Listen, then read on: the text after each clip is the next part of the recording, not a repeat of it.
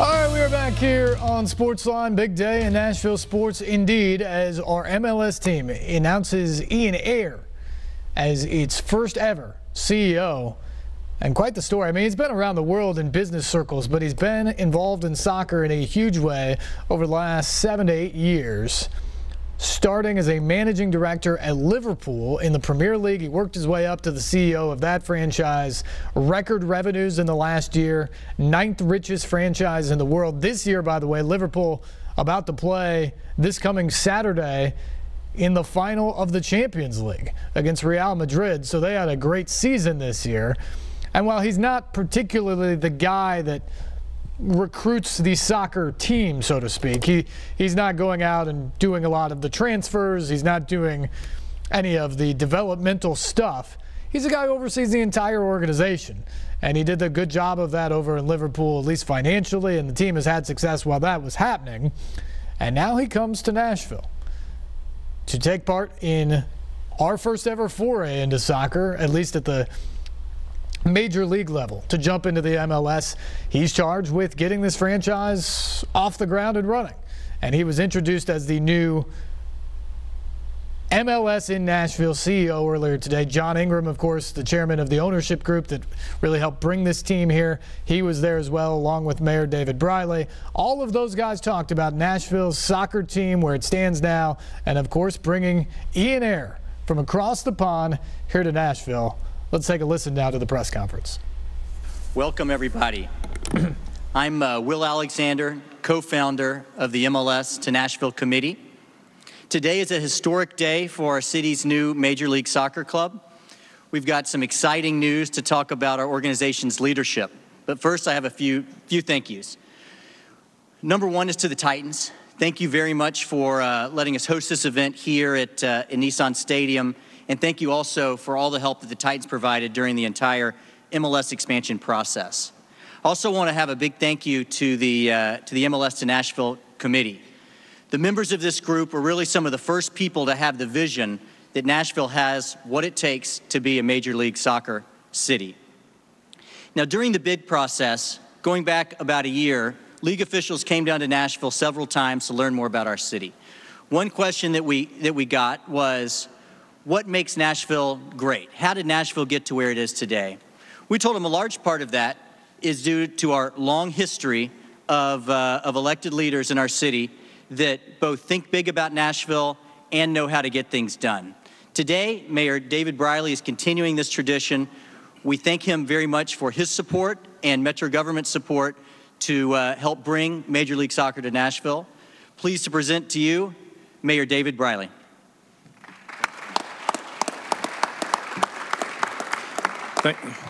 Thank you all for that kind introduction. Today is a big day for soccer in Nashville, and we keep having big days because Nashville is, in fact, a soccer city. But this is one of the biggest days yet.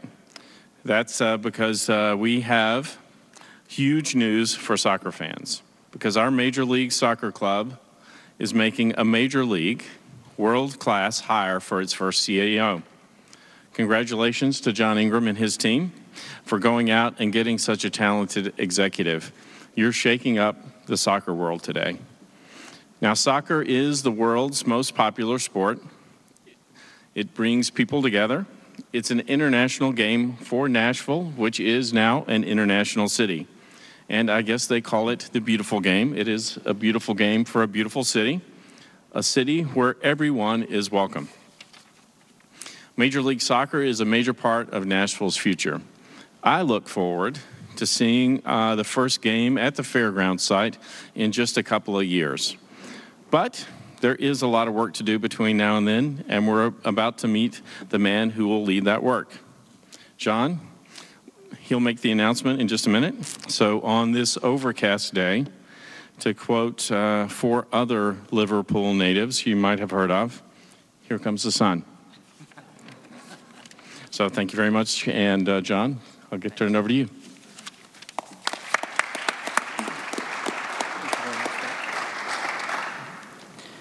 Thank you very much, Mayor. When we began this journey in late 2016, we tried to seek out as much advice from people involved in the pro sports world as we could. We heard a lot of different opinions on lots of different subjects. But the one thing that we heard consistently from everybody was how important ownership was. Having the right owner, really everything boiled down to that. Fortunately, here in Nashville, there's no doubt that we have the right owner. John Ingram cares deeply about his city. His enthusiasm for our new MLS club rubs off on almost everybody that he comes in contact with. Pleased to present to you the lead investor in our new Major League Soccer team, John Ingram. Thank you, Will, and thank you, Mayor Briley. Appreciate that so much. You know, it seems like a short amount of time and a long amount of time, actually, since December 20th, when MLS came down to Nashville to award us our club, the 24th club in the league. And since December 20th, we've been hard at work trying to find the right person to lead our club. And it's a task that I've certainly taken very seriously, and my whole team has taken seriously. And we wanted somebody who was committed both to helping us create a great competitive MLS soccer team, but somebody that also shared the vision of the power that this beautiful game can bring to the community in terms of unifying the community, in terms of helping parts of the community that may be downtrodden. I think there's a lot that can happen there, and we've seen it in other communities, even close by. Atlanta would be a great example. There was a wonderful article this past Sunday in the New York Times talking about how much the Atlanta United has meant to people who have moved to the city, and how it really made them feel like home. And I certainly hope that that's the case. I would also say that our search has been a global search, and one of the things that I've learned about this sport is it's a global sport, and you know, this search has certainly taken us in a lot of places. But I'm so pleased that our new CEO has tremendous global experience. He has it both in business and importantly also in soccer, along with a lifelong passion for the sport and the desire to build something really special, spectacular for our city and the MLS. And he's also pretty good at what he does. Many of you may know that he was recently named the English Premier League's 2017 Chief Executive of the Year. I mean, it's really quite an award. And finally, while this gentleman hails from across the pond, he really, I think, has connected already with Nashville and kind of has an innate sense of how we do things here in Nashville. The more time I've spent with him, I've just grown to love him, and I think, Nashville, you're going to love this guy too. So it gives me incredible pleasure to introduce you to Nashville's new CEO, Ian Ayre. Please join me in welcoming him to Nashville. Thank you. Ian?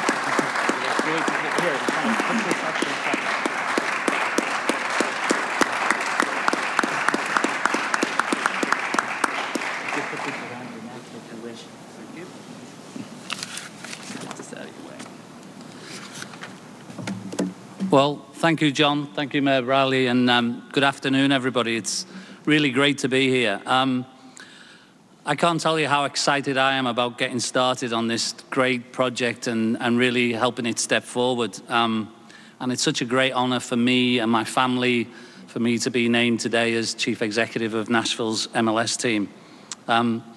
It's fair to say that soccer's been a part of my whole life, right from playing it in the park as a kid to playing in various teams at various levels, and then ultimately following my own team, which is Liverpool Football Club, all over the world. The latest version of that will be Friday when I head to Kiev to watch the Champions League final.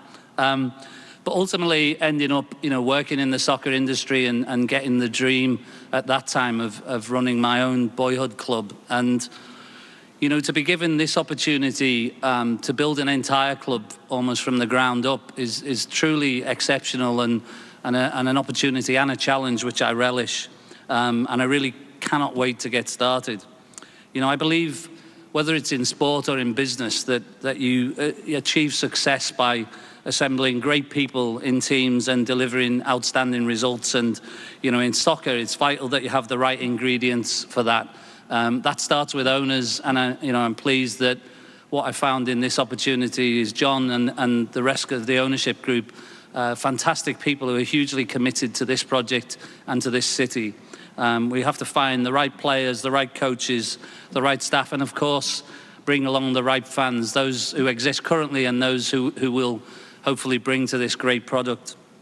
I've been fortunate enough in my 3 or 4 visits here over the last month or two to see not only the passion that Nashvilleians have for their sports teams, but also the love you have for the city, and that in many ways mirrors, you know, the city I come from in Liverpool. People are hugely passionate about, well, certainly about one of the football clubs. There is another one, but I'm not allowed to talk about them. But really, you know, people of Liverpool come together and have a huge passion for their city. And again, I see that in Nashville. And, you know, I hope that the ingredients we have and the opportunity we have allow us to build something that everybody here can be proud of.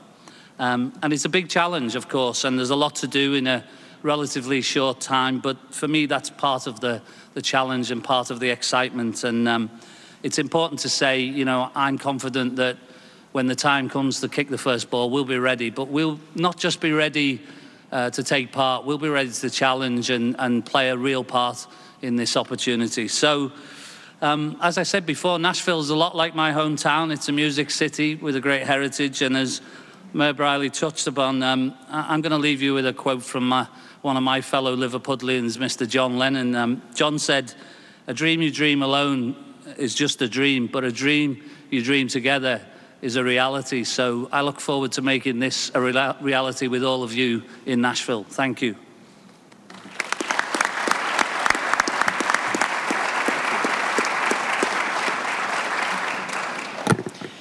Thank you very much, Ian. Well done, and welcome to Nashville. I think as everybody can see, we've got a lot to look forward to in the years ahead under Ian's leadership. So with that, we will we'll now conclude this event, and everybody that would like to talk to Ian individually, please see him over to my left.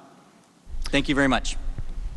Will Alexander wrapping things up over there today. The big Nashville SC announcement that gets set to have an MLS team here at some point over the next couple of years. And now Ian Ayre comes in as the team's CEO. Certainly big news, as you heard there from John Ingram as he was introducing him. This is the guy who last year was the Premier League Executive of the Year, the richest football league in the world, or soccer league in the world. He got the highest honor as an administrator in that league last year.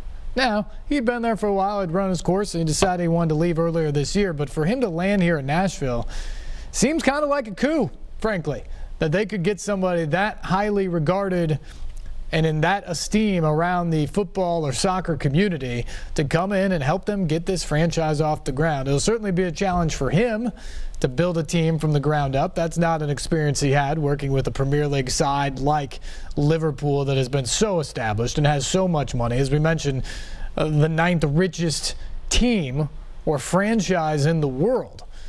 It'll be different for him here in Nashville. It will be a new market. It will be a new fan base. It will be a team that is just starting. So all of those things you have to tackle and you have to grab a hold on to at some point here. But what better way to start than to find a guy who's done it at the highest level? And the Premier League certainly is, from a revenue standpoint, from an interest standpoint, and from the soccer standpoint. And he was a part of all of those things, and that's what he's going to try to bring here to the culture of Music City as soccer becomes a part of the fabric of the community here.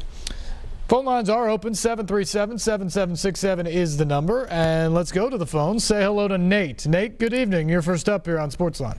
How's it going? Going well. Yeah, look, I'm looking forward to the soccer team in Nashville, you know, with it being a World Cup and all. You know what I mean? I'm really kind of excited. But also, I want to talk about Mike Vrabel, man. You know, I'm not trying to be pessimistic or that. I mean, he looked the part and he talked the part, but so did Kid Wizard Hunt. You know what I mean? Yeah. So I mean, I'm trying not to get too excited, but I don't want to be, a party poop and all. So I want to ask you what you think about Vrabel. And also, a lot of people are down on the Predators, but, you can't go to the Stanley Cup Finals every year. Last year was a magical run and all, but, that's just not real. That's like going to the Super Bowl. Don't nobody do that except for the Patriots. Right. So I want to ask you, what's your thoughts on the season, and was it disappointing to you and all? And thanks for taking my call. All right, Nate, you bet. Good stuff there. First off, I think the season as a whole for the Predators is a success because, let's face it, they have one banner hanging from the rafters at Bridgestone Arena. That's for the Western Conference Championship last year. They're going to add 2 more this season for winning the Central Division, first time in franchise history, and winning the President's Trophy and having the best record in the league for the first time in franchise history. So when you take the banners in your rafters from 1 to 3 in the course of a season, it's hard to say that that was anything other than a success. But at the same time, the way they went out in the playoffs, I think, is a huge disappointment, and they would tell you the same thing because of how they've raised the expectation level. And several players talked all season long about getting ready for the playoffs, winning home ice advantage for the playoffs. Well, they got home ice advantage, and they squandered it. They lost 4 of 7 games at Bridgestone Arena, including 3 of 4 to the Jets, and losing that Game 7 that eliminated them. They weren't ready for the playoffs in the sense that they didn't click on all cylinders. They were trying to play the second half of the season to get themselves in the best position to be rip-roaring and humming along when the playoffs began, and they just weren't this year for whatever reason. And you're right, it's difficult to do this. It's difficult to get to the Stanley Cup final every year. You need a little bit of luck. You need to play your best. But I think it is frustrating because of how much emphasis they put on the postseason and how well they played throughout the regular season, that they get to this point and all of a sudden it's just not there for whatever reason. And I think it's added to the fact that now Vegas knocks out the team that beat you. Makes you feel even a little bit farther away from the ultimate prize, I think. So ultimately, the season to me, still a success because of the wins and the first-time things and putting up the banners. But at the end of the day, the goal for this franchise now, as it should be, is to win the Stanley Cup. And they have a team that can do it, most certainly. And they have a window here of a few years where I think they're going to be able to do it. And this was one of them. And for them to not get to the ultimate promised line or maybe live up to their potential in the postseason, I think was a frustration for them and for the fans as well. And I think that's okay because they wanted to be judged by that. And so ultimately they are. And I think that's fine. And I think that speaks to where the expectations have come with this team. And when they go out on the ice on opening night next year and hang a couple of banners, you'll look back and remember this season for 53 wins and 117 points and all that, and that'll be great. But you're also going to remember this postseason run and the frustrations of it that hopefully for next year's team linger for a while and serve as motivation as they get ready to embark on that journey yet again next year. Because that's the thing. No matter how close you are or how good of a team you think you are, when mid-April rolls around and the playoffs begin, the journey, which is the most difficult playoff journey in all of sports, to win the most coveted prize in all of sports, starts anew. It's a totally new animal every single year, and the Predators learned that this year. I think to some degree, maybe even the fans too. Last year when you get all the way to the Stanley Cup final and you come just 2 wins shy of hoisting Lord Stanley's Cup, I think there can be a tendency to believe that, oh man, we're just going to get back there. We're good. We're coming back. Look at what we did in the regular season. We're just going to get back there. We deserve to get back there. Well, when you start those playoffs, every team there has the same goal. Every team there is good enough to make a run, as we saw last year from where the Predators came to where they ended up. It's hard. It's hard to do it. And you better be at your best. And this year the Preds were not. And that's why they went out in the second round. Good questions on the Titans as well. We need to get to a break. But when we come back, I'll talk about Mike Vrabel and my impressions that frankly have rubbed some people wrong a little bit early on here, and how I think this team can fare early on. We'll get to that when we come back on the other side. We'll also hear from some of those Titans as they get set for organized team activities. Stay tuned. More Sports Line on the way right after this here on News Channel 5+.